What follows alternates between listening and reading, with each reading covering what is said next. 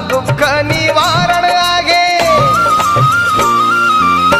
चारार्य सत्याने केली तृष्णेवर मात, चारार्य सत्याने केली तृष्णेवर मात.